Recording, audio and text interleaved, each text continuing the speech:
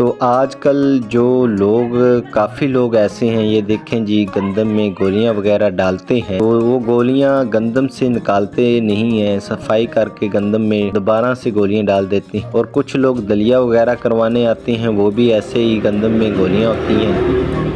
تو زندگی اور انسانوں اور جانوروں کے لیے یہ نقصان دہ، سب لوگ اس سے واقف ہیں، یہ خطرناک چیز ہے۔ برائے مہربانی تمام دوستوں سے گزارش ہے کہ گندم کے تھیلے سے یہ گولی وغیرہ نکال کر پھر چکی پہ آٹا پسوانے کے لیے بیچا کریں، تاکہ یہ بہت بڑا مسئلہ ہے، جانی نقصان ہو سکتا ہے پورے خاندان کا، کیونکہ